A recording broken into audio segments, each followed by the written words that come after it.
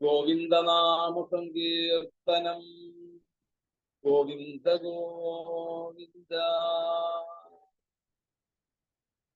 നിരോധം എന്നുള്ള ലക്ഷണത്തോടു കൂടിയിട്ടുള്ള ദശമസ്കന്ധത്തിലൂടെ ഉള്ള യാത്ര, അതിലും ഏറ്റവും പ്രാധാന്യമേറിയ വൃന്ദാവനത്തിലൂടെയുള്ള യാത്ര.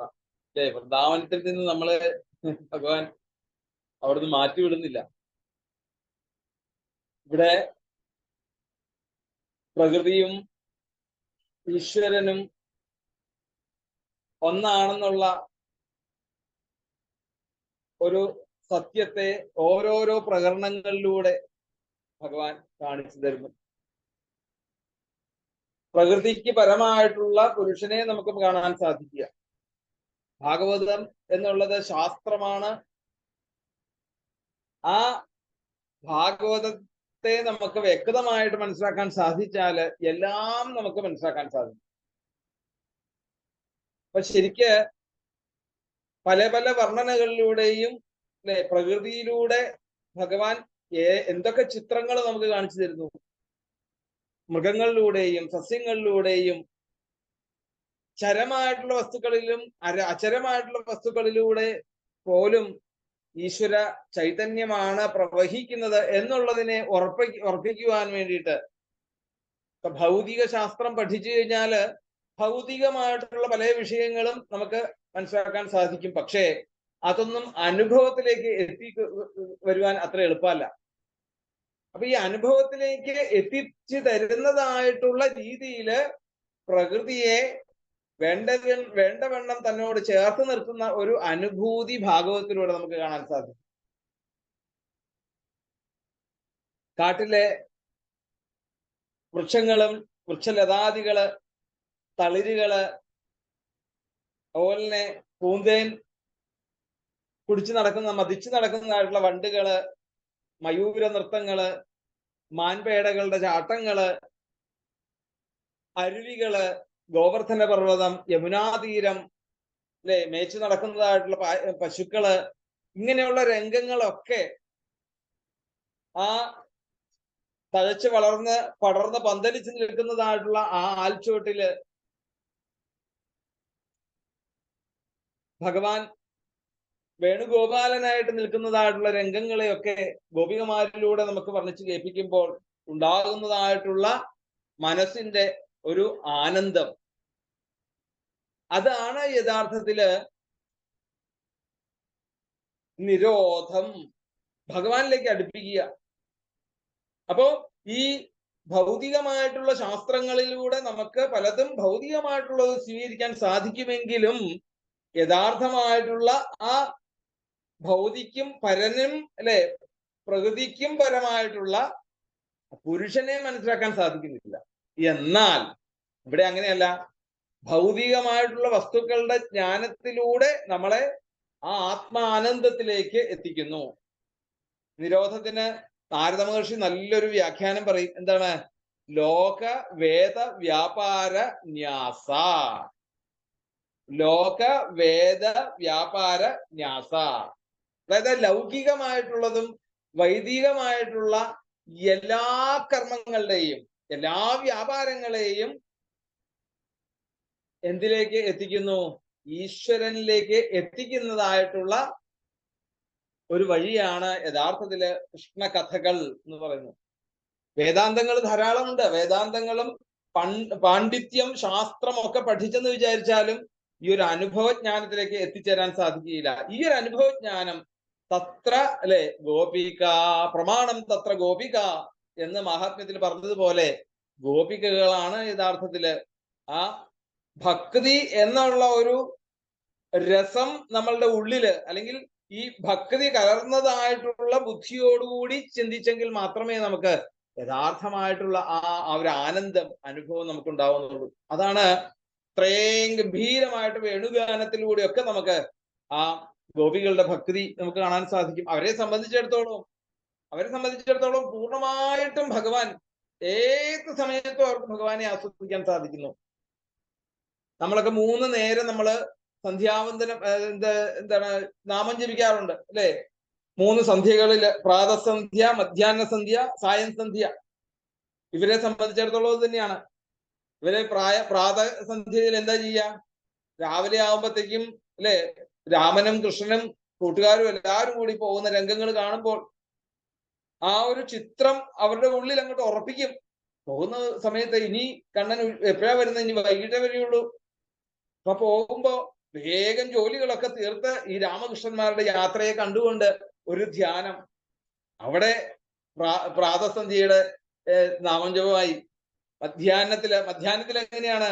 മധ്യാഹ്നത്തില് ഈ പോയതായിട്ടുള്ള രാമകൃഷ്ണന്മാരും ഗോപന്മാരും ഒക്കെ കാട്ടില് എങ്ങനെയാണോ കളിച്ച് നടക്കുന്നത് എന്നുള്ളതിനെ എല്ലാവരും കൂടി മധ്യാഹ്നത്തിലേക്ക് ഒത്തുകൂടുന്നു. ഗോപികമാര് അവരുടെ എല്ലാ ജോലികളൊക്കെ തീർത്ത് ഒത്തുകൂടിക്കൊണ്ടിരിക്കുമ്പോഴേക്കും ഈ കൃഷ്ണനെ കുറിച്ചുള്ള വർണ്ണനകള്, കാട്ടിൽ നിൽക്കുന്നതായിട്ടുള്ള, കാട്ടില് കളിച്ചു നടക്കുന്നതായിട്ടുള്ള രാമകൃഷ്ണന്മാരെ കുറിച്ചുള്ള വർണ്ണനകള്, ഇനി അവര് സംഘമായിട്ട് മധ്യാഹ്നത്തിൽ ഇതുപോലെ നാമം ജപിക്കുന്നുണ്ടെങ്കിൽ ഇനി സായം സന്ധ്യയിലോ? സായം സന്ധ്യയില് ദാ തിരിച്ചു വരുന്ന വരവും കാത്തുകൊണ്ട് നിൽക്കുന്നതായിട്ടുള്ള ഗോപികമാര് കണ്ണന്റെയും രാമന്റെയും ആ ഗോപന്മാരുടെ കീർത്തിക്കുന്നതായിട്ടുള്ള ആ കൃഷ്ണഗാഥകൾ കേൾക്കുവാൻ വേണ്ടിയിട്ടുമൊക്കെ അങ്ങനെ കേട്ടോണ്ട് ഭഗവാനെ കീർത്തിച്ചുകൊണ്ട് വരുന്നതായിട്ടുള്ള ഗോപന്മാരുടെ നടുക്ക് രാമകൃഷ്ണന്മാര് തുള്ളിച്ചാടി വരുന്ന രംഗം അവർക്കതാ നേരിട്ട് കണ്ട് ആസ്വദിക്കാൻ സാധിക്കുന്നു. അപ്പൊ ഇത് ഈ ഒരു രീതിയിൽ 3 സന്ധ്യകളിലും അവരുടെ സന്ധ്യാവന്ദനങ്ങൾ ഇതുപോലെയായിരുന്നു. അങ്ങനെ ഇനി അതിന് ശേഷമാണെങ്കിലോ, ഇതിന് ശേഷവും ഏത് സമയവും തനിക്ക് അല്ലെ എന്തു ചെയ്താലും തന്റെ മനസ്സുകൊണ്ട് ചിന്തിക്കുന്നതും തന്റെ വാക്കുകൊണ്ട് നാവുകൊണ്ട് പറയുന്നതും താൻ ചെയ്യുന്ന പ്രവൃത്തികളും ഒക്കെ കൃഷ്ണാർപ്പണമസ്തു എന്നുള്ളൊരവസ്ഥയുള്ളവർക്ക് അവർക്ക് സദാസമയവും കൃഷ്ണോഹം എന്നുള്ളൊരു ഭക്തി, എല്ലാം കൃഷ്ണന് വേണ്ടിയിട്ട് എന്നുള്ള ഒരു ഭാവം. കാരണം എന്തുകൊണ്ടാണ്? അവരുടെ ഇല്ലേ പതിയായിട്ടുള്ള, ഞങ്ങൾക്ക് പതിയായിട്ട് ഞങ്ങളുടെ രക്ഷകനായിട്ട് ആരാണ്? ഭഗവാൻ മാത്രമാണ് എന്നുള്ളത് മനസ്സിലാക്കിക്കൊണ്ട് അവരിതാ ഒരു വ്രതം ആചരിക്കുവാൻ വേണ്ടിയിട്ട് ആ യമുനാ നദിയിലേക്ക് പോകുന്ന രംഗമൊക്കെയാണ് നമുക്ക് ഈ അധ്യായത്തിൽ പറയുന്നത്. ശ്രീ ശിവബ്രഹ്മർഷി പരീക്ഷത്തിന് പറഞ്ഞു കൊടുക്കുന്ന ആ വേണുഗാനം പറഞ്ഞു കൊടുത്തതിന് ശേഷം പറഞ്ഞു, അപ്പൊ ഓരോരോ കാലങ്ങളെ അല്ലെ ഋതുക്കളെ വർണ്ണിച്ചു കൊണ്ടുവരികയാണ്. ഇങ്ങനെ ഹേമന്ത മാസത്തില് ഗോപികമാര് എല്ലാവരും കൂടി അവിടെ കാർത്യായനി അർച്ചനവ്രതം, കാർത്യായനി പൂജ, കാർത്യായനി വ്രതം എന്നുള്ള രീതിയിൽ അവര് അനുഷ്ഠിച്ചു പോന്നു എന്ന് പറയണ. ഹേമന്തേ പ്രഥമേ മാസി നന്ദവ്രജകുമാരികാഹ ചേരുർഹവിഷ്യം ഭുഞ്ജാനാ കാത്യായന്യർച്ചനവ്രതം ഹേമന്തേ പ്രഥമേ മാസി. ഹേമന്തേ സഹ്യശ്ച സഹസശ്ച സഹസ്യശ്ച ഹൈമവന്തി കാ ഋതു എന്ന് പറഞ്ഞാല് മാസാനാം മാർഗശീർഷോഹം എന്ന് നമുക്ക് വിഭൂതി യോഗത്തിൽ കാണാൻ സാധിക്കും. മാർഗശീർഷം എന്ന് പറഞ്ഞാൽ ധനുമാസമായിട്ട് വരും. ഈ മാർഗശീർഷവും അതിനുശേഷം പ്രൗഷ്ഠമാസം. അപ്പം അങ്ങനെയുള്ള 2 മാസങ്ങൾ ഈ പൗഷവും അതുപോലെ തന്നെ മാർഗശീർഷവും കൂടെ ചേർന്നതാണ് ഹേമന്തം എന്നുള്ള. അപ്പം ശരത്കാലത്തിന് ശേഷം അല്ലെ വരുന്ന ഋതുവാണ് ഹേമന്തം എന്നുള്ള 2 മാസക്കാലം. അങ്ങനെയുള്ള ആ ഹേമന്തം ആരംഭിക്കുന്നതായിട്ടുള്ള സമയത്ത് നന്ദഗോകുലത്തിലെ ഗോപികമാര് എല്ലാവരും കൂടി അപ്പൊ പറയുന്നു നന്ദവ്രജകുമാരികാഹ. എന്താ അവിടെ എങ്ങനെ പറയാൻ കാരണം? കുമാരിമാരാണ് എന്നർത്ഥം, വിവാഹം കഴിക്കാത്തവരാണെന്നുള്ള അല്ല യഥാർത്ഥത്തില്. പിന്നെയോ ഭഗവാനെ അല്ലെ ഭർത്താവായിട്ട് കിട്ടാൻ സാധിക്കാത്ത നന്ദവ്രജകുമാരികാഹ. യഥാർത്ഥത്തില് ഗോപികമാരൊക്കെ ഇതില് ഗോപികമാര് എന്ന് പറയുമ്പോൾ, ഗോപന്മാര് എന്നൊക്കെ പറയുമ്പോൾ 90-95 വയസ്സുള്ളവരെയാണ് ഗോപന്മാര് എന്ന് പറയുക. നമ്മൾ വിചാരിക്കും കൊച്ചുകുട്ടികളാണ്. കൊച്ചുകുട്ടികൾ മാത്രമല്ല, അവിടെ വ്രജത്തിലുള്ള എല്ലാവരും കണ്ണന്റെ ദാസന്മാര് മുഴുവൻ ആരാണ്? ഗോപന്മാരാണ്. പിന്നെയോ കണ്ണന്റെ ദാസികളായിട്ടുള്ളവരോ അവരൊക്കെ ഗോപികമാരാണ്. അപ്പം ഈ ഗോപിക ഇവിടെ നന്ദവ്രജ കുമാരികാഹ എന്ന് പറഞ്ഞിട്ടുണ്ടെങ്കിൽ അവിടെ വിവാഹം കഴിക്കാത്തവരാണ് എന്ന അർത്ഥമാണെങ്കിൽ പോലും എങ്ങനെ വിവാഹം കഴിച്ചിട്ടില്ല? കണ്ണനെ ഭർത്താവായിട്ട് കിട്ടാത്ത ആൾക്കാരാണ് എന്നുള്ള ഒരു ധാരണയിലാണ് അവിടെ. അങ്ങനെയുള്ള എല്ലാവരും കൂടി ഇതാ ആ കാളിന്തി തീരത്ത് അവിടെ എത്തി. അവിടെ വന്ന് ആ അരുണോദയ സമയത്ത്, അരുണൻ എന്ന് പറയുന്ന ആരാണ്? സൂര്യദേവന്റെ അല്ലെ സാരഥിയാണ്. അപ്പൊ ഈ സാരഥിയാണ് മുമ്പേ പോകുന്നത് അല്ലെ. സൂര്യോദയത്തിന് ഒരു യാമം മുമ്പ് എന്ന് പറയും. അപ്പം ആ സൂര്യോദയത്തിന് മുൻപ് ആയിക്കൊണ്ട്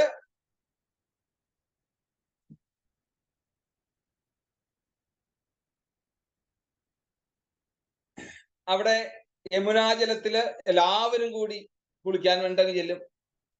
അപ്പൊ നമുക്ക് ഇതിനൊക്കെ നമുക്ക് മനസ്സിലാക്കേണ്ടത് എന്താണെന്ന് വെച്ച് കഴിഞ്ഞാല് ഓരോ നമ്മളുടെ അനുഷ്ഠാനങ്ങളെ കൂടെ കാണിച്ചു തരികയാണ് അവിടെ. ഉദയത്തിന് മുമ്പ് കുളിച്ചു നിൽക്കണം. അരുണോദയത്തിന് മുമ്പ്, അരുണോദയത്തിന് നമ്മള് കുളിക്കാൻ പോയിരിക്കണം. കുളിച്ച് സൂര്യോദയത്തിന് മുമ്പ് കുളി കഴിഞ്ഞിരിക്കണം. അപ്പൊ ഇവിടെ യമുനാജലത്തില് അവരെല്ലാവരും കൂടി മുങ്ങിക്കുളിച്ച് ആ നദിയുടെ തീരത്തായിക്കൊണ്ട് ജലാന്തേ, അതായത് ആ ജലപ്രവാഹത്തിന് അരികിലായിക്കൊണ്ട് സൈകതീ, സൈകതീ എന്ന് പറഞ്ഞാല് മണല് കൊണ്ട് അവര് ദേവിയുടെ ഒരു പ്രതിമ അവിടെ നിർമ്മിച്ചു. കാത്യായനി ദേവി എന്ന് പറഞ്ഞാല് ആരാണ്? ഭദ്രകാളി ദേവി. ഭദ്രം കലയതി ഇതി ഭദ്രകാളി. എല്ലാവരിലും മംഗളം നൽകുന്നതായിട്ടുള്ള മംഗളകാരിണിയാണ് അമ്മ. വാത്സല്യനിധിയായിട്ടുള്ള ആ അമ്മയുടെ ഒരു വിഗ്രഹം ആ മണൽ കൊണ്ട് നിർമ്മിച്ച് അതിന്മേലെ അവര് ആരാധിച്ചു. എങ്ങനെയാണ് അവർ ആരാധിച്ചത്? ഗന്ധേർ മാല്യൈ സുരഭിഭിർ ബലിഭിർ ധൂപദീപകൈഹി ചാവജൈശ്ചോപഹാരൈഹി പ്രവാളഫലതണ്ടുലൈഹി. അവിടെ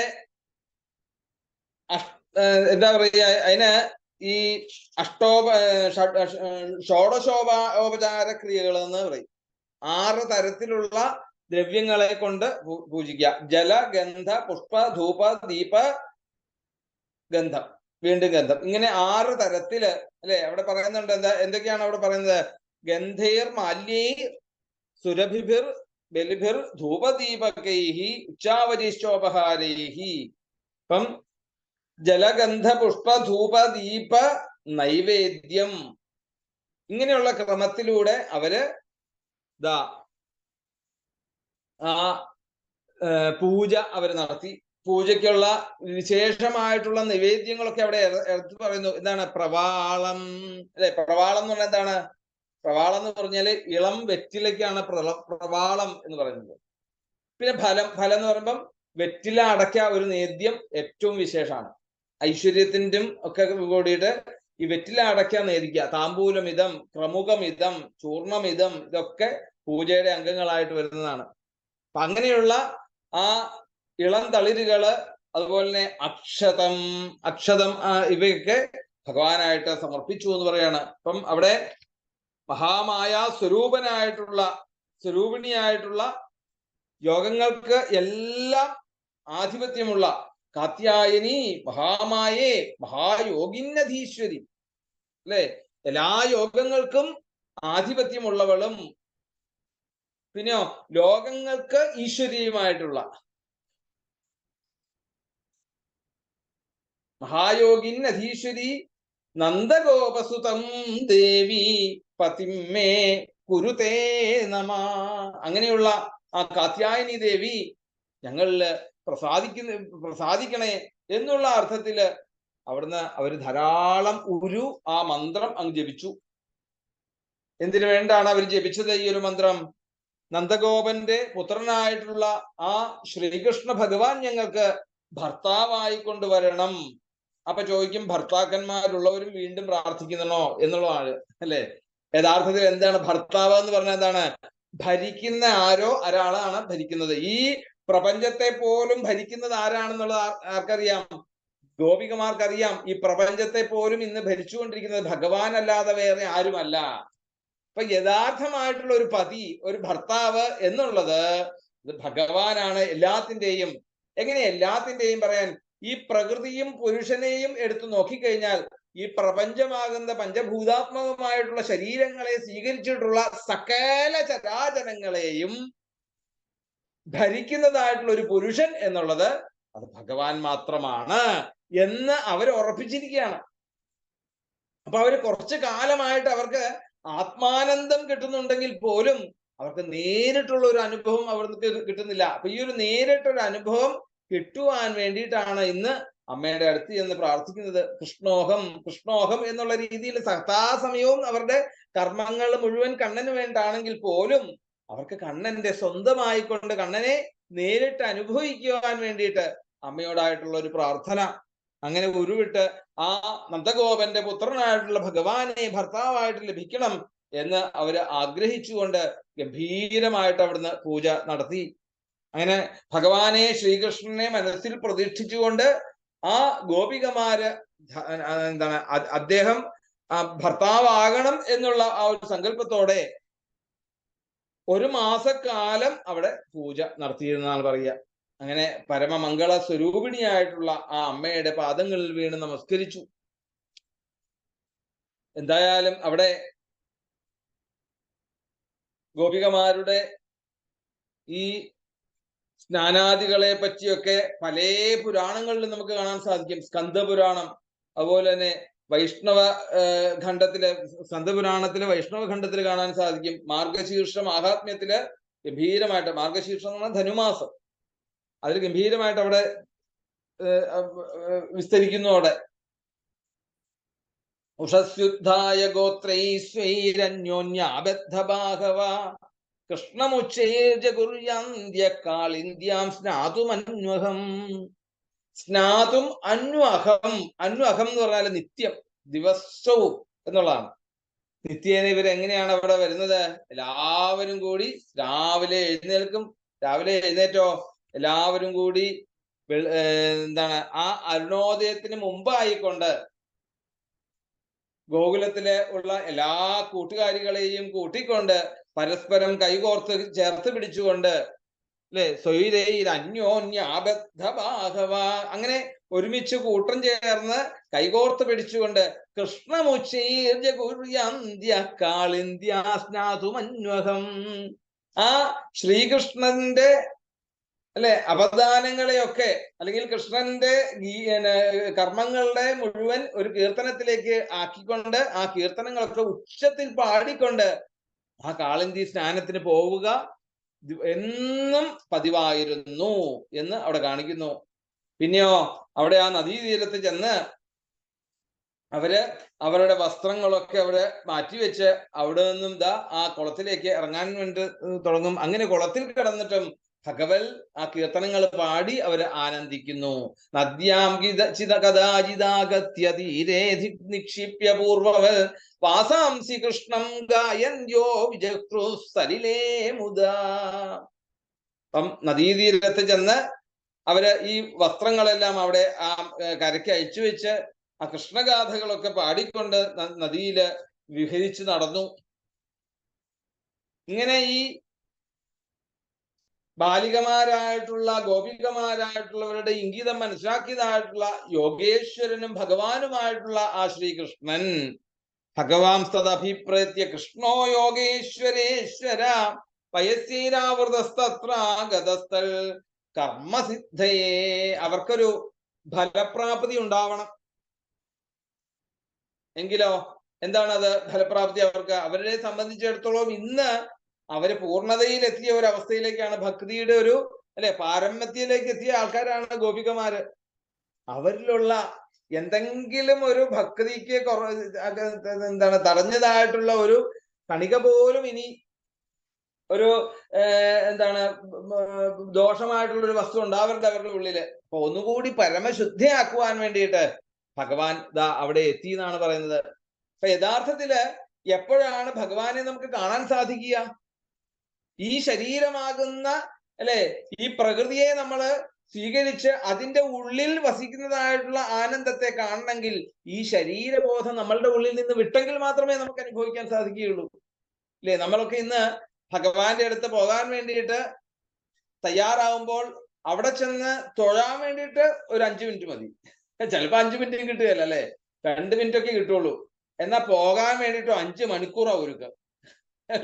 ഈ ശരീരത്തിന് എന്തൊക്കെയാ നമുക്ക് ഒരുങ്ങിയിട്ട് വേണ്ടേ അമ്പലത്തിലേക്ക് പോകേണ്ടതെന്ന് നിരീക്ഷിച്ചുകൊണ്ടാണ് അല്ലെ. അപ്പൊ എത്രയൊക്കെയോ നമ്മള് ഈ ജഡമാകുന്ന ഈ ശരീരത്തെ നമ്മൾ വളരെയധികം പൊതച്ച് മൂടിക്കൊണ്ട് ആ ഭഗവാന്റെ അടുത്തേക്ക് അങ്ങ് ചെല്ലുകയാണ് യഥാർത്ഥത്തില്. പക്ഷെ യഥാർത്ഥത്തിൽ എന്താണ് ഈ വസ്ത്രം എന്നുള്ളതിന് സംസ്കൃതത്തിൽ എന്താണ് വേഷ്ടി എന്നൊരു ഭാഷയുണ്ട്.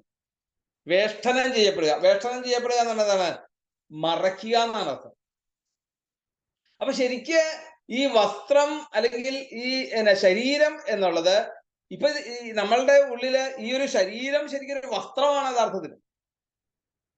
ഈ വസ്ത്രം എന്നുള്ളത് എന്താണ് ശരിക്ക്? ഇപ്പം ഇന്ന് പലരും അല്ലെ ഗോപി വസ്ത്രാക്ഷേപം ചെയ്തു എന്ന് പറഞ്ഞ് അല്ലെ ഇതിന്റെ വ്യക്തമായിട്ടുള്ള ആന്തരികമായിട്ടുള്ള അർത്ഥതലങ്ങളിലേക്ക് ചെന്നെത്താതെ പലതും വ്യാഖ്യാനിച്ചുകൊണ്ട് അതിനെ പരിഹസിക്കുന്നു. യഥാർത്ഥത്തിൽ അതൊന്നുമില്ല.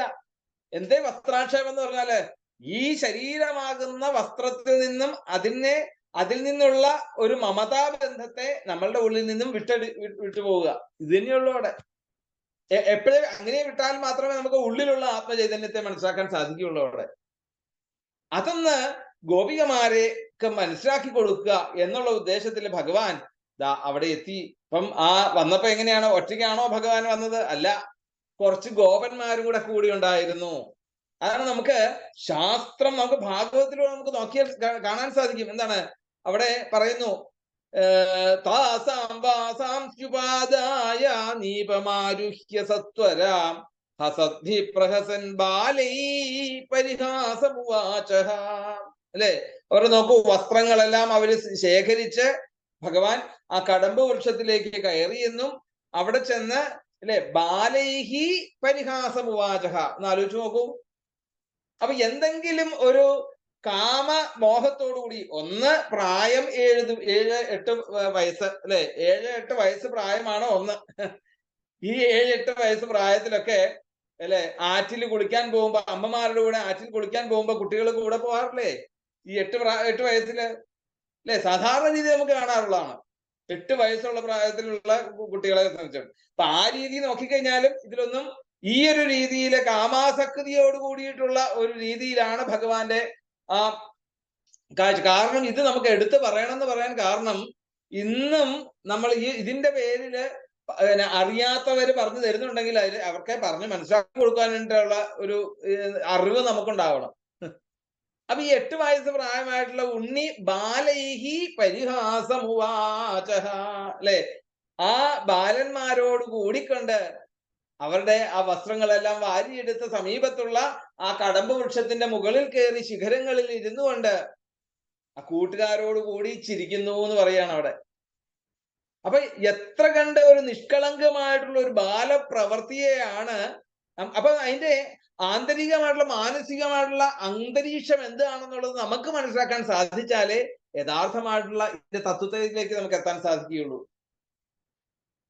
അപ്പം അങ്ങനെയുള്ള അവിടെ ഉറക്ക ചിരിച്ചുകൊണ്ട് അവരെ പരിഹസിക്കുന്ന രീതിയിൽ അവിടുന്ന് ഭഗവാൻ പറഞ്ഞു, അത്രാഗത്യാബലാ കാമം സ്വം സ്വം വാസ പ്രഗൃഹ്യതാം സത്യം ബ്രവാണിനോ നർമ്മ യദ്യൂയം വ്രതകരിഷിതാഃ. അവിടെ പറഞ്ഞു, അല്ലയോ ബാലികമാരെ, ഭഗവാനെ സംബന്ധിച്ചിടത്തോളം ഗോപികമാരെ എത്ര ഇതായെന്ന് പറഞ്ഞാലും അവരെയൊക്കെ ബാലികമാരെ എന്ന് വിളിക്കുകയാണ്. കാരണം എന്താണ്? അവര് ബാലികമാരായിട്ടാണ് ഇപ്പൊ ഇവിടെ അർച്ചന ചെയ്യുന്നത്. എന്തിനു വേണ്ടിയിട്ട്? ഈ കണ്ണനെ ഞങ്ങൾക്ക് സ്വന്തമായിട്ട് കിട്ടുവാൻ വേണ്ടിയിട്ട്. അപ്പൊ പറഞ്ഞു, നിങ്ങൾ ഓരോരുത്തരായിക്കൊണ്ട് എന്ത് ചെയ്യണം? അതാഗത്യ ആബലാകാമം സ്വം സ്വം വാസ പ്രഗൃഹ്യതാം. എന്റെ അടുത്തേക്ക് വരണം അല്ലെ, ആ വൃക്ഷച്ചുവട്ടിൽ വന്ന് നിങ്ങളുടെ ഓരോരുത്തരുടെയും ഉടുവസ്ത്രങ്ങൾ നിങ്ങൾ മേടിച്ചോളൂ. എങ്ങനെ? അവിടെ സത്യം ബ്രവാണിനോ നർമ്മ യദ്യോയം വ്രതകരിഷിതാഃ. അപ്പം ഞാൻ നിങ്ങളോട് കള്ളം പറയല്ല. നിങ്ങൾക്ക് വസ്ത്രം വേണോ? വേണമെങ്കിൽ, കാരണം ചിരിച്ചുകൊണ്ടിരുന്നപ്പോഴത്തേക്ക് ഇവർക്ക് ആകെ അവർക്ക് എന്താണ് ഈ കണ്ണനെയും കൂട്ടുകാരെയും കണ്ടു കഴിഞ്ഞപ്പോഴത്തേക്ക് ആകെ ഇതായി. അപ്പം അപ്പോഴൊന്നും അവർക്ക് നാണം എന്നുള്ളൊരു അവസ്ഥ ഉണ്ടായിട്ടില്ല, ലജ്ജയൊന്നും ഉണ്ടായിട്ടില്ല. പക്ഷേ ഇവർക്ക് മുകളിലോട്ട് കയറണമെങ്കിൽ ലജ്ജയാവും. അപ്പൊ അതുകൊണ്ട് അവിടുന്ന് കണ്ണൻ ഇങ്ങോട്ട് തരും എന്നുള്ളൊരു ധാരണയിലാണ് ഇരിക്കുന്നതെങ്കിൽ സത്യം ബ്രവാണിനോ നർമ്മ യദ്യൂയം വ്രതകരിഷിതാഃ. ഞാന് കള്ളം പറയല്ല, നിങ്ങൾ ഇവിടെ വന്ന് ഈ വസ്ത്രം മേടിക്കുകയാണെങ്കിൽ നിങ്ങൾക്ക് മേടിക്കാം എന്ന് ഭഗവാൻ അവിടെ കാര്യമായിട്ട് തന്നെ അവിടെ ഭഗവാൻ അവരോട് പറഞ്ഞു. അതുകൊണ്ട് നിങ്ങൾ എന്താണ് യഥാർത്ഥത്തില് നമയോദിതപൂർവം വ അനൃതം തതിമേ വിദു ഏകൈകശ പ്രതീക്ഷധ്വം സഹൈവോത സുമധ്യമാഹ. നിങ്ങൾ ഇപ്പോൾ ശരിക്കും വ്രതാനുഷ്ഠാനത്തില് ക്ഷീണിച്ചിരിക്കുകയായാല് ഞാനൊരു നേരം പോക്ക് പറയുന്നത് ശരിയല്ല. നിങ്ങളെ കളിപ്പിക്കേണ്ട കാര്യമില്ല എനിക്ക്. എന്തായാലും നിങ്ങൾക്ക് വസ്ത്രം വേണമെങ്കിൽ ഇവിടെ വന്നേ പറ്റുകയുള്ളൂ. അപ്പം ആ സുന്ദരിമാരായിട്ടുള്ള ഓരോരുത്തരും എന്നിട്ട് അവിടെ പറയുന്നു, അവിടെ എങ്ങനെയെങ്കിലും നിങ്ങൾ ഒരുമിച്ച് ഓരോരുത്തർ ഏകൈകശ പ്രതീക്ഷധ്വം സഹൈവോത സുമധ്യമാഹ. ഒന്നെങ്കിൽ ഓരോരുത്തരായിട്ട് വന്നു കഴിഞ്ഞാൽ ഈ പുടവ തരാം, അവരവരുടെ പുടവ തരാം. അതല്ലെങ്കിലോ സംഘമായിട്ട് വന്നാൽ നിങ്ങൾക്ക് ഇത് മേടിച്ചു കൊണ്ടുപോകാം. അങ്ങനെ ആ കൃഷ്ണന്റെ അത്തരം പരിഹാസ ഭാവം കണ്ട് പ്രേമവിഹ്വലകളായിട്ടുള്ള ഗോപികമാര് ലജ്ജയോടുകൂടി മുഖം അവിടുന്ന് ആ ലജ്ജയോട് കൂടിയിട്ടുള്ള മുഖത്തോടു കൂടി ആ കൃഷ്ണനെ നോക്കിക്കൊണ്ട് ചിരിച്ചതല്ലാതെ ആ വെള്ളത്തിൽ നിന്ന് കയറിയതേയില്ല അവിടുന്ന്. വ്രീഡിതാ പ്രേക്ഷ്യജാന്യോന്യം ജാതഹാസാന നിര്യയോ ഏവം ബ്രുവതി ഗോവിന്ദേ നർമ്മണാക്ഷിപ്തചേതസാകണ്ഠമഗ്നാശീതോദേ വേപമാനാസ്തമബ്രുവൻ. ഭഗവാൻ ഇങ്ങനെ പറഞ്ഞുകൊണ്ടേയിരിക്കുന്നത് വെറും നേരം പോക്കാണെന്ന് കരുതിയതായിട്ടുള്ള ആ ഗോപികമാര് ആ തണുത്ത വെള്ളത്തിൽ കഴുത്ത് വരെ മുങ്ങിക്കിടന്നുകൊണ്ട് വിറച്ചുകൊണ്ട് അവർ പറഞ്ഞു, അതാണ് ശീതോതേ വേപമാനാസ്തമബ്രുവൻ. ആ യമുനാജലത്തിൽ അപ്പോഴാണ് അവർക്ക് യഥാർത്ഥത്തില് അല്ലെ തണുപ്പ് വന്നതെന്നർത്ഥം. അത്ര നേരം അവർക്ക് വസ്ത്രം ഇല്ലെങ്കിലും അവിടെ വെള്ളത്തിലേക്ക് ചൂടായിരുന്നു. അവിടെ ഇപ്പൊ തണുപ്പായി. എന്തേ ഈ ഒരു ലജ്ജ തന്റെ ഉള്ളിലേക്ക് വന്നു കഴിഞ്ഞപ്പോഴത്തേക്ക് അവർക്ക് തണുപ്പായി അവിടെ. എന്തായാലും മാനയം ഭോക്തസ്ത്വം തൂ നന്ദഗോപസുതം പ്രിയം ജാനീമോംഗവ്രജശ്ലാഘ്യം ദേഹി വാസാംസി വേപിതാഹ. കണ്ണൻ ആരാണെന്ന് അറിയാവോ? വ്രജശ്ലാഘ്യം അല്ലെ? വ്രജശ്ലാഘ്യം എന്ന് പറഞ്ഞാൽ എന്താണ് യഥാർത്ഥത്തില്? ആ ഗോകുലത്തിൽ വെച്ച് മാന്യനാണ് കണ്ണൻ. അതുപോലെ അത് തന്നെയല്ല, നന്ദഗോപൻ, ഇവിടുത്തെ നാട്ടുരാജാവായിട്ടുള്ള നന്ദഗോപന്റെ സുതനാണ് കണ്ണൻ. ആ കണ്ണൻ ഇങ്ങനെയൊക്കെ ചെയ്തു എന്ന് പറഞ്ഞാൽ മാനക്കേടാവും. അതുകൊണ്ട് എല്ലാവർക്കും പ്രിയപ്പെട്ടവനായിട്ടുള്ള ഹേ കൃഷ്ണ ദേഹി വാസാംസി വേപിതാഹ. അപ്പം അവിടുന്ന് തണുത്ത് വിറച്ചുകൊണ്ട് അവര് പറഞ്ഞു, കണ്ണ, ഗോകുലത്തില് സൽപ്പേരുള്ളവനായിട്ടുള്ള അങ്ങ് ഞങ്ങളിതാ തണുത്ത് വിറയ്ക്കുന്നു, ഞങ്ങൾക്ക് ഇതാ ധരിക്കുവാനുണ്ട് വസ്ത്രങ്ങൾ തരൂ. ഇതെന്തൊരു അന്യായമാണ് കണ്ണൻ കാണിക്കുന്നത് അല്ലെ? അവിടെ പറയുന്നു മാനയം മാനയം ഭോ അല്ലെ, അനയം മാ കൃതാഹ, അന്യായമായതാണ് അങ്ങ് ചെയ്യുന്നത്. അതുകൊണ്ട് ആ വസ്ത്രം തരൂ അവിടുന്ന്. അങ്ങനെ ചോദിക്കുമ്പോഴും കണ്ണന്റെ പരിഹാസ ചിരിക്ക് യാതൊരു കുറവുമില്ല അവിടുന്ന്. വീണ്ടും അവർ പറഞ്ഞു, നീ നിർദ്ദേശം അവിടുന്ന് ആ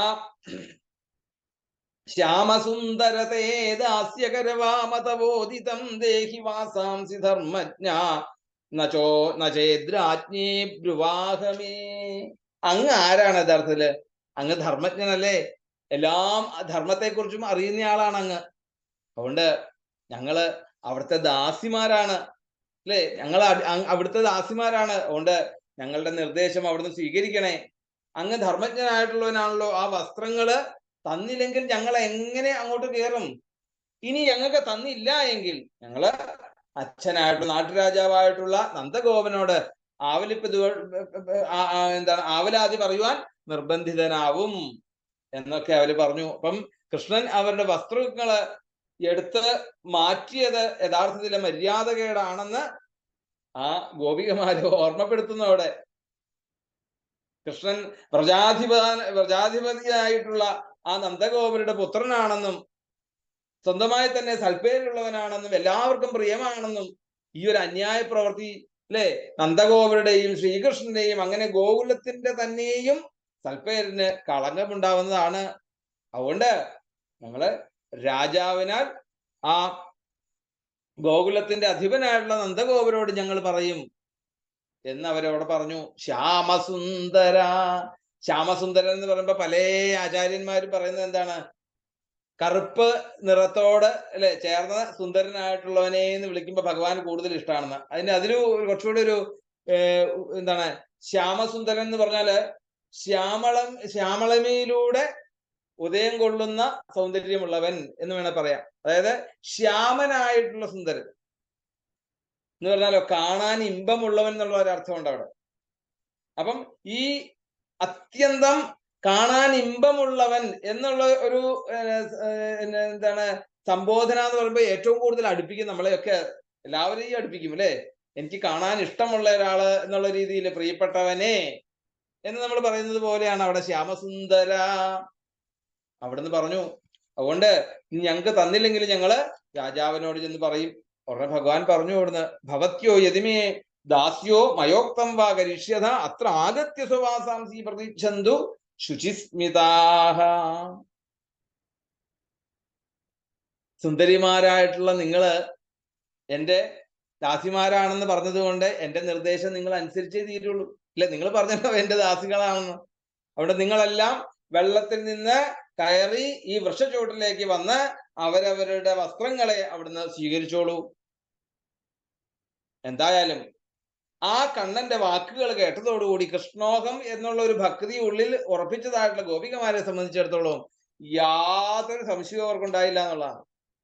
അവരാ വെള്ളത്തിൽ നിന്നും കയറി ഒന്ന് മറയ്ക്കും. അത് സ്വാഭാവികമായിട്ട് ആ ഒരു മറവ് മാത്രം അല്ലാതെ വേറൊന്നും മറയ്ക്കാതെ അവിടെ അങ്ങ് ചെന്നു. അവിടെ ചെന്ന് ആ ഭഗവാൻ അവരുടെ വസ്ത്രങ്ങള് ഓരോരുത്തരായിട്ട് അവിടെ അടുത്ത് ചെന്നിട്ട് ആ ഭഗവാൻ എങ്ങനെയാണ് ഇവരുടെ വസ്ത്രങ്ങളൊക്കെ എടുത്ത് തോളിലിട്ടിരിക്കുക ശരിക്കും. അപ്പൊ ആ തോളിലിട്ട വസ്ത്രങ്ങളൊക്കെ അവിടുന്ന് തരണേ തരണേ എന്ന് അവരോടായിട്ട് ചെന്ന് പറഞ്ഞു. അപ്പം ഇങ്ങനെ നിഷ്കളങ്ക ഭാവത്തില് ഇരിക്കുന്നതായിട്ടുള്ള ഭഗവാനോട് അവർ ആവശ്യപ്പെട്ടു. യൂയം വിവസ്ത്രായ തപോധൃതവ്രത വ്യഗാഹതൈ തത്തതുദേവഹേളനം ബദ്ധ്വാഞ്ജലി മൂർധ്നപനുത്തയോംഹസ കൃത്വാ നമോധോ വസനം പ്രഗൃഹ്യതാം.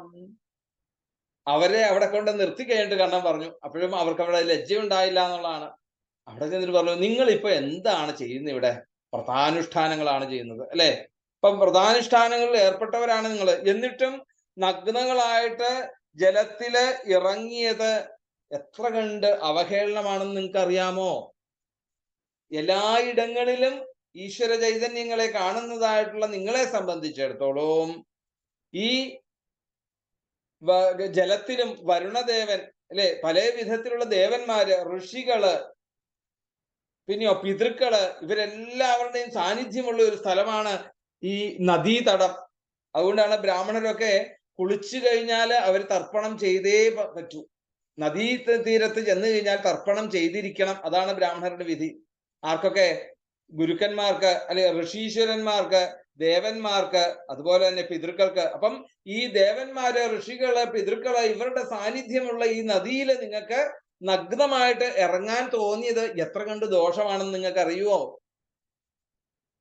അപ്പം അതിനു വേണ്ടിയിട്ട് ഈ നഗ്നകളായിട്ട് ജലത്തില് ഇറങ്ങിയ ആ ദേവന്മാരെ അവഹേളിച്ചതിന്റെ ഒരു പരിഹാരം എന്നുള്ള രീതിയിൽ എന്ത് ചെയ്യണം? നിങ്ങള് ആ മൂർധാവില് ആ കൈ രണ്ടും ചേർത്തങ്ങോട്ട് പിടിച്ചുകൊണ്ട് എന്റെ അടുത്തേക്ക് ഇങ്ങോട്ട് വരിക.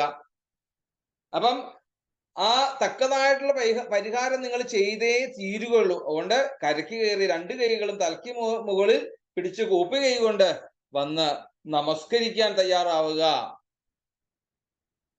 ആകാശാൽ പതിതം തോയം അല്ലെ, കേശവം പ്രതി ഗച്ഛതി അല്ലെ. നമസ്കാരം എവിടെ ആർക്കൊക്കെ നമസ്കരിക്കണോ അത് കേശവനെ നമസ്കരിച്ചു കഴിഞ്ഞാൽ സകല ദേവന്മാർക്കും, ഋഷീശ്വരന്മാർക്കും, യോഗികൾക്കും അല്ലെങ്കിൽ പിതൃക്കൾക്കും ഉള്ള നമസ്കാരം മുഴുവനാകും.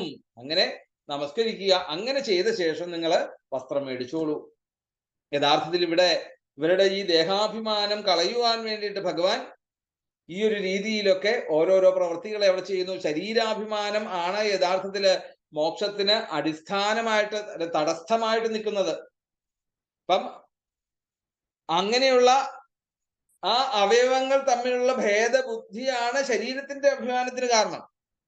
ഈ ഗോപികമാരെ അനുഗ്രഹിക്കുന്നതിന് മുമ്പ് തന്നെ അവരുടെ ഈ ഒരു ദേഹാഭിമാനം അവിടുന്ന് അവസാനിപ്പിച്ചേ തീരൂ എന്നതാണ് ഭഗവാന്റെ അവിടെ യഥാർത്ഥമായിട്ടുള്ള തത്വം. അപ്പൊ അങ്ങനെയുള്ള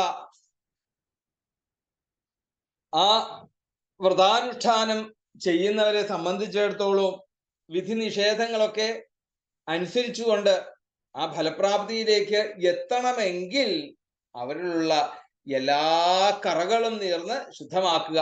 ഇതാണ്. അപ്പൊ പരമകാഷ്ഠയിലെത്തിയ ആൾക്കാരാണ് ഗോപികമാര്. അവർക്ക് ഇനി ശരീരബോധം കൊണ്ടുള്ള ഒരു ലജ്ജയും കൂടി അവർക്ക് ഇല്ലാണ്ടാവുക. അല്ലെ, നമുക്കൊക്കെ തന്നെ അറിയാം.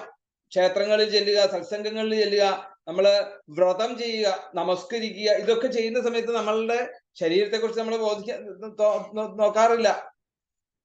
ഈ ശരീരബോധം ആണ് യഥാർത്ഥത്തിൽ നമ്മളെ എന്താണ് ആ ഭഗവാനെ കുറിച്ചുള്ള അനുഭവത്തിനുള്ള തടസ്സമായിട്ട് നിൽക്കുന്നതെങ്കിൽ ആ ശരീരബോധം ഈ ഗോപികകളിൽ നിന്നും മാറണം എന്നുള്ള ഒരു തീരുമാനത്തോടു കൂടിയാണ് ഭഗവാൻ അവിടെ എത്തിയത്. എന്തായാലും ഭഗവാൻ ഇപ്രകാരം പറഞ്ഞു കഴിഞ്ഞപ്പോഴത്തേക്കും ആ നഗ്നസ്നാനം ചെയ്തതായിട്ടുള്ള അതിനെ ഭംഗത്തിന് ഇടവരുത്തുമെന്ന് മനസ്സിലാക്കിയതായിട്ടുള്ള ഗോപികമാരെ എല്ലാവരും സർവ എന്തൊക്കെ അപരാധങ്ങളാണോ താൻ വരച്ചു വെച്ചിട്ടുള്ളത് അതിനൊക്കെ ആ സർവ അപരാധങ്ങൾക്കും എന്താണ് ദോഷത്തെ ഇല്ലാണ്ടാക്കുന്നതായിട്ടുള്ള പരമ ചൈതന്യ സച്ചിദാനന്ദ സ്വരൂപമായിട്ടുള്ള ആ ശ്രീകൃഷ്ണ ഭഗവാൻ, അല്ലെ, അങ്ങനെയുള്ള ആ ഭഗവാനുമായിട്ടുള്ള പരമകാരുണികനായിട്ടുള്ള ആ ഭഗവാൻ കൃഷ്ണൻ അവരുടെ ആ വിനയാന്വിതമായിട്ടുള്ള നമസ്കാരത്തില് സന്തുഷ്ടനായി എന്ന് പറയാണ്.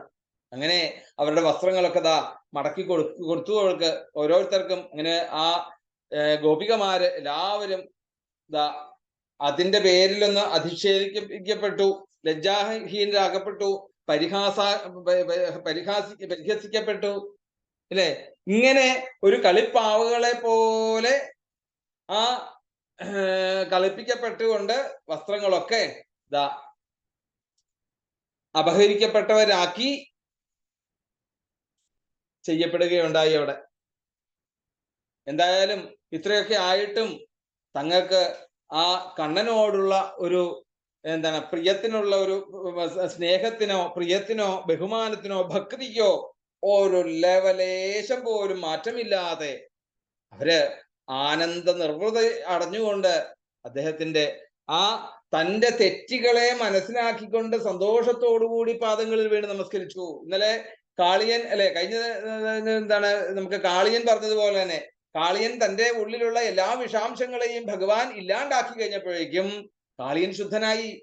കാളിയൻ യഥാർത്ഥമായിട്ടുള്ള സത്യത്തെ മനസ്സിലായി. അവിടെ ഭഗവാനെ വ്യക്തമായിട്ട് ഭഗവാന്റെ വാക്കുകളെ സ്വീകരിക്കാൻ തയ്യാറായിക്കൊണ്ട് ഭഗവാന്റെ പാദങ്ങളിൽ വീണ് നമസ്കരിച്ച് പറഞ്ഞതുപോലെ തന്നെ ഗോപികമാരും പറയുന്നു, ഇപ്പോ അങ്ങ് ഞങ്ങളുടെ എല്ലാ ദുഃഖങ്ങളെയും എല്ലാ എന്താണ് ധാർമ്മികമായിട്ടുള്ള ഞങ്ങളുടെ ഉള്ളിലുള്ള എല്ലാ ദോഷങ്ങളെയും ഇന്ന് ഇല്ലാണ്ടാക്കിയിരിക്കുന്നു.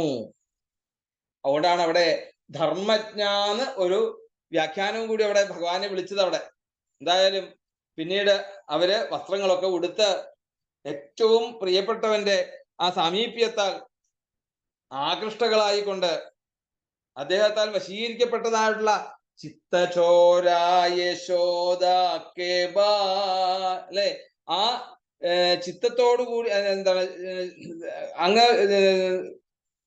മോഷ്ടിക്കുന്നതായിട്ടുള്ള ചിത്തത്തോട് കൂടിയിട്ടുള്ള ഭഗവാനെ ലജ്ജാഭാവത്തോടു കൂടി ഭഗവാനെ നോക്കി നിന്നതല്ലാതെ അവിടെ നിന്ന് അവര് പോകാൻ തയ്യാറായിട്ടില്ല എന്ന് പറയാണ്. എന്തായാലും അവരുടെ വ്രതോദ്ദേശം ഒക്കെ തന്റെ കാലടികളെ സ്പർശിക്കലാണെന്നുള്ള അവരുടെ ആ ഇംഗിതത്തെ ഒക്കെ മനസ്സിലാക്കിയതായിട്ടുള്ള ഭഗവാൻ നിങ്ങൾ വേഗം ആ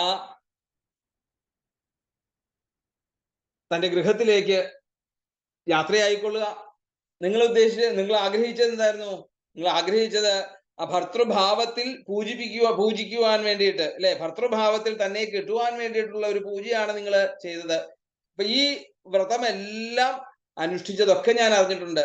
അതെല്ലാം അംഗീകരിക്കുന്നു. അതിന് ഒരിക്കൽ ഒരു സഫലമായിട്ടുള്ള ഒരു ഫലം നിങ്ങൾക്ക് ഉണ്ടാവും. ഇനി ഒരു ശരത്കാല സന്ധിയില് നിങ്ങൾക്ക് എൻ്റെ കൂടെ നിങ്ങൾക്ക് നിങ്ങൾ ഉദ്ദേശിക്കുന്ന രീതിയിലുള്ള ആ ഒരു സംരക്ഷണം നിങ്ങൾക്ക് എത്തിച്ചേരും എന്നുള്ള ഒരു അനുഗ്രഹം അവർക്ക് അവിടെ കൊടുത്തു. എന്നിൽ ആത്മസമർപ്പണം ചെയ്തതായിട്ടുള്ള മയ്യാവേശിതധിയാം കാമായ കൽപ്പതേ ഭർജിത ക്വഥിതാധാന പ്രായോ ബീജായ നേശത്തെ.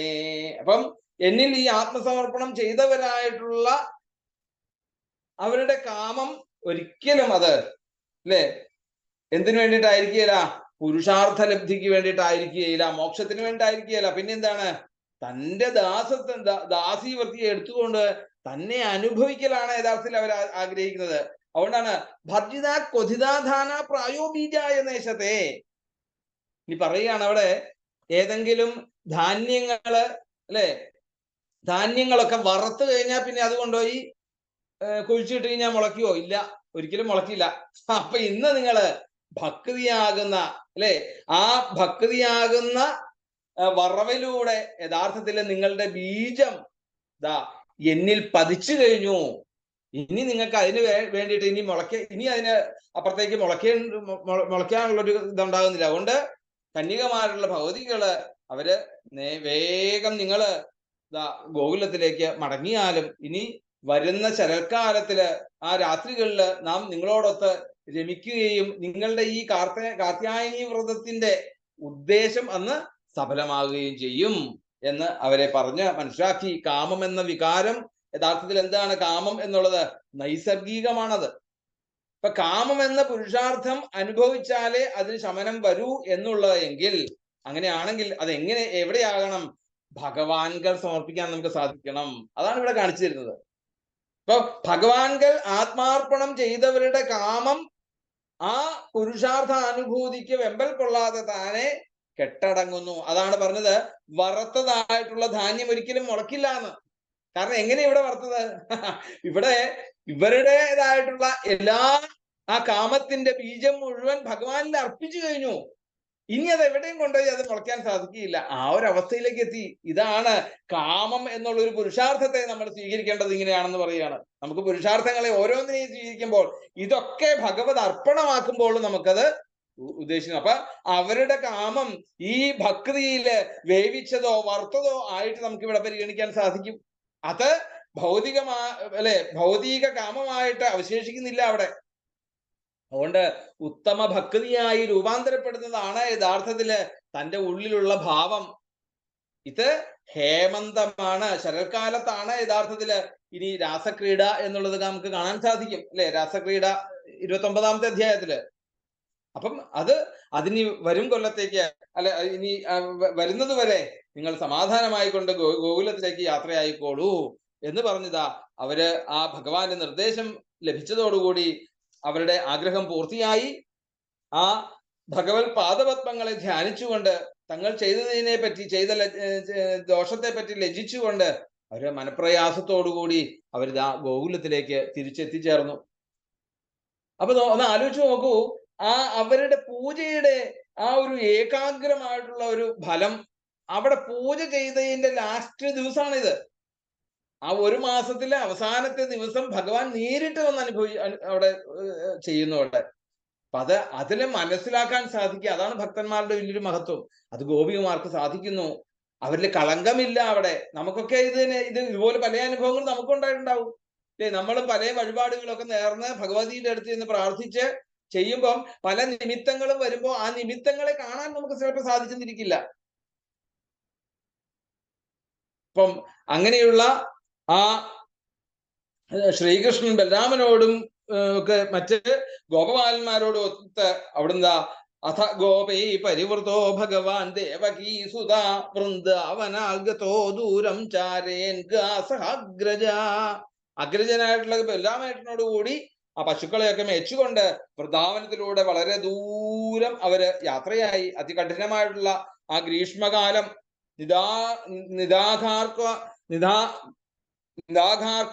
തപേ തിഗ്മേ ഛായാഭി സ്വാഭിരാത്മന ആദപത്രായി താൻ വീക്ഷ്യ ദ്രുമാനാഹവ്രജോഗസ.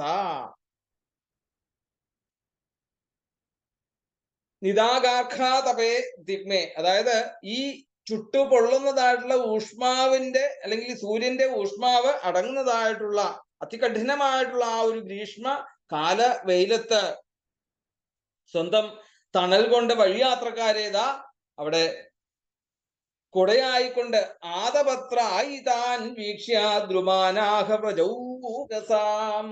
ആ ഭഗവാൻ ഗോപന്മാരോട് പറഞ്ഞു, നോക്കൂ ആ വൃക്ഷങ്ങൾ നിൽക്കുന്ന അവസ്ഥ കാണുന്നു, നോക്കൂ. ഇത്ര കണ്ട് ഗ്രീഷ്മമായിട്ടുള്ള ഈ ചൂട് അനുഭവിക്കുന്ന സമയത്ത് തണലായിക്കൊണ്ട് ആ വൃക്ഷങ്ങളെ കണ്ടുകൊണ്ട് കൃഷ്ണൻ കൂട്ടുകാരോടായിട്ട് പറഞ്ഞു. അവിടെ എന്താ പറഞ്ഞത്? ഹേ സ്തോക കൃഷ്ണ ഹേ അംശോ ശ്രീരാമൻ സുബലാർജുന വിശാലാക്ഷപതേജസ്വിൻ ദേവപ്രസ്ഥവരൂധവ പശ്യതൈതാൻ മഹാഭാഗാൻ പരർദ്ധൈകാന്ത ജീവിതാൻ വാതവർഷാത മഹിമാൻ സഹന്തോ വാരയന്തിന. അല്ലെ, അവിടെ ഭഗവാൻ ഏറ്റവും പ്രിയപ്പെട്ട ആ കൂട്ടുകാരെ പേര് എടുത്തു വിളിക്കുന്നു. സ്തോക കൃഷ്ണൻ, അംശ, സീതാമാവേ, സുബല, അർജുന, വിശാലാർഷഭ, അല്ലെ, തേജസ്വി, ദേവപ്രസ്ഥ, പിന്നെ വരൂധവ. ഇങ്ങനെ അവരെ ഓരോരുത്തരെയും വിളിച്ചിട്ട് പറഞ്ഞു, ഹേ നിങ്ങളെല്ലാം ഈ വൃക്ഷങ്ങളെ ഒന്ന് നോക്കൂ.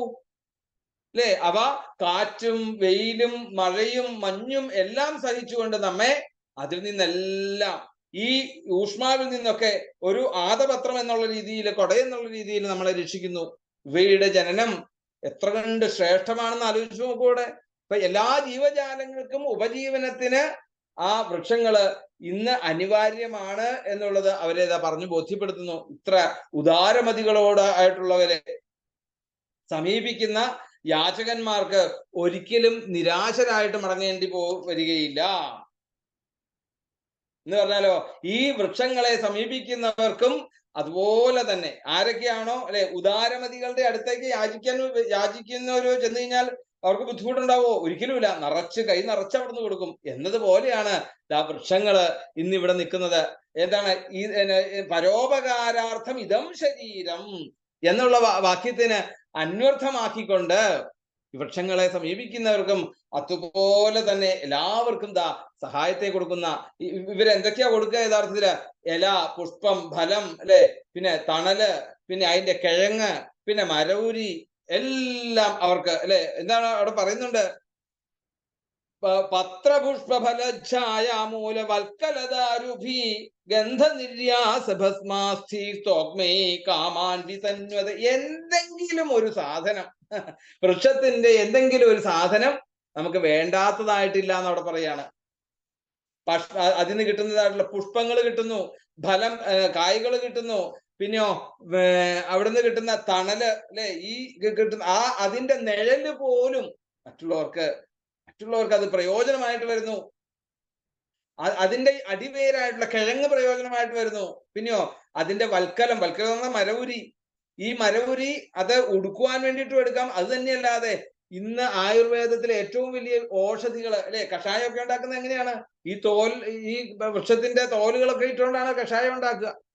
അപ്പൊ അങ്ങനെ മരവുരി, കാതല്, പിന്നെയോ ഇതിന്റെ ഉള്ളിൽ നിന്ന് വരുന്ന സൗരഭ്യം, സുഗന്ധം, ഇതിലുണ്ടാകുന്ന പശ, അല്ലെ, ഇന്ന് നമ്മൾ കായം എന്നൊക്കെ പറഞ്ഞ് ഉപയോഗിക്കുന്നത് എന്താണ്? വൃക്ഷത്തിന്റെ കറയാണ് ശരിക്കും യഥാർത്ഥത്തിൽ. പിന്നെയോ വെണ്ണീർ, ഇനി ഇത് കത്തിച്ച് ഉണ്ടാകുന്നതായിട്ടുള്ള ആ ഭസ്മം, വിറക്, ഇതിന്റെ തളിരില എന്ന് നോക്കിക്കഴിഞ്ഞാല് എല്ലാം അത് മറ്റുള്ളവർക്കായിട്ട് കൊടുക്കുന്നു. എന്ത് ഭാഗ്യം ചെയ്തവരാണ് യഥാർത്ഥത്തിൽ ഈ വൃക്ഷങ്ങള്. അവയെല്ലാം ജീവിതത്തിന് അനിവാര്യമായിക്കൊണ്ട് അതിനെയൊക്കെ ജനങ്ങൾ അതിനെ സ്വീകരിക്കുന്നു. ഇപ്പൊ സ്തോക കൃഷ്ണൻ മുതല് ഈ 9 പേര് കൃഷ്ണന്റെ കൂട്ടുകാരിലെ മുഖ്യരായിട്ടുള്ളവരെ വിളിച്ച് അവിടുന്ന് പറയാണ്. അപ്പം സ്വയം ക്ലേശം സഹിച്ച് അന്യർക്ക് ഉപകാരം ചെയ്യുക എന്നതാണ് ഏറ്റവും ശ്രേഷ്ഠരായിട്ടുള്ള ഉദാരമതികളുടെ സ്വഭാവം എന്ന് അവിടെ കാണിച്ചു കൊടുക്കണം. അതാണ് വൃക്ഷങ്ങൾ നമുക്ക് കാട്ടിത്തരുന്നത്. അവ വെയിലിന്റെ ചൂടും മറ്റും സഹിച്ചുകൊണ്ട് ഈ വഴിപോക്കർക്ക് ആയിക്കൊണ്ട് കുളിർമയുള്ള അല്ലെ ഒരു തണല് നൽകിക്കൊണ്ട് അവരെ അവിടുന്ന് ആശ്വസിപ്പിക്കുന്നു. ആവശ്യക്കാരെ വെറും കൈയോടെ മടക്കി അയക്കുന്നില്ല.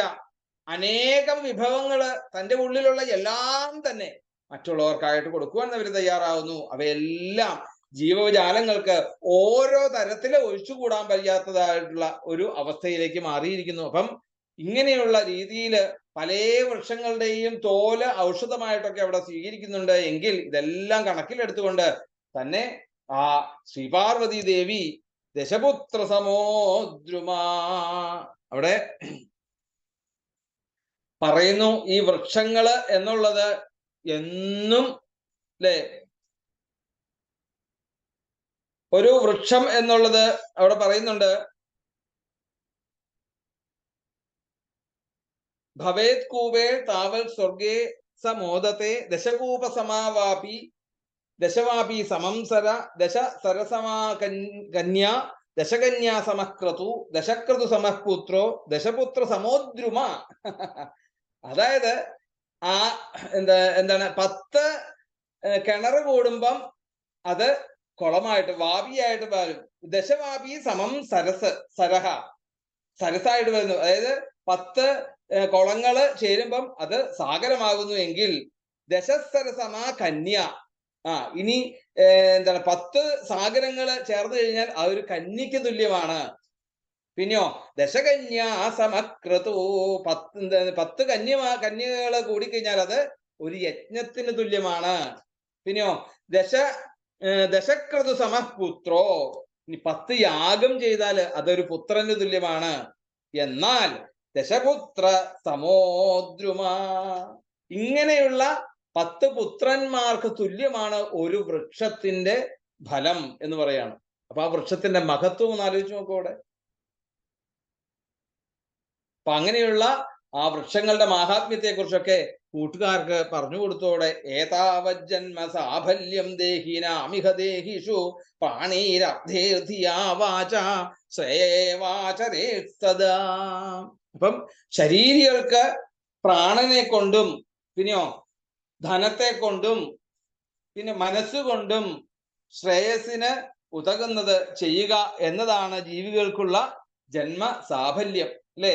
തൻ്റെ ശരീരങ്ങളെ കൊണ്ട്, തൻ്റെ ഉള്ളിലുള്ള പ്രാണനെ കൊണ്ട്, തൻ്റെ കൈവശമുള്ള ധനത്തെ കൊണ്ട്, തൻ്റെ മനസ്സുകൊണ്ട്, തൻ്റെ ശ്രേയസ്, തൻ്റെ കീർത്തികളെ കൊണ്ട് ഒക്കെ അത് എന്ത് ചെയ്യണം? പരോപകാരം ഇതം ശരീരം. നമുക്ക് കിട്ടിയതായിട്ടുള്ള എന്ത് ഐശ്വര്യങ്ങളായിക്കോട്ടെ, സമ്പത്തായിക്കോട്ടെ, ശരീരമായിക്കോട്ടെ, ധനമായിക്കോട്ടെ, ഇതൊക്കെ നമുക്ക് എപ്പോഴാണ് അതൊക്കെ ശുദ്ധമാവുന്നത്?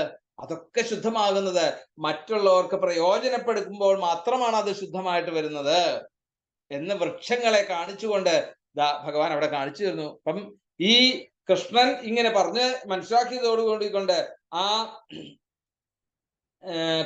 ചാഞ്ഞു നിൽക്കുന്നതായിട്ടുള്ള കൊമ്പുകള്, കായ്കള്, പുഷ്പങ്ങള്, ഇലകള്, ഇങ്ങനെയൊക്കെ ഇതെല്ലാത്തിനും കൂടി സഹിച്ചുകൊണ്ട് കുനിഞ്ഞു നിൽക്കുന്നതായിട്ടുള്ള ആ വൃക്ഷങ്ങളുടെ ഇടയിലൂടെ ആ യമുനാതീരത്തേക്ക് പോകുന്ന ആ കൂട്ടുകാരെല്ലാം ആ വൃക്ഷങ്ങളെ മുഴുവൻ ഈ രീതിയിൽ ഭഗവാന്റെ വാക്കുകളെ കൊണ്ട് മനസ്സിലാക്കിക്കൊണ്ട് അവിടുന്ന് നമസ്കരിച്ചുകൊണ്ട് അവര് ആ യമുനാതീരത്തിലൂടെ യാത്രയായി.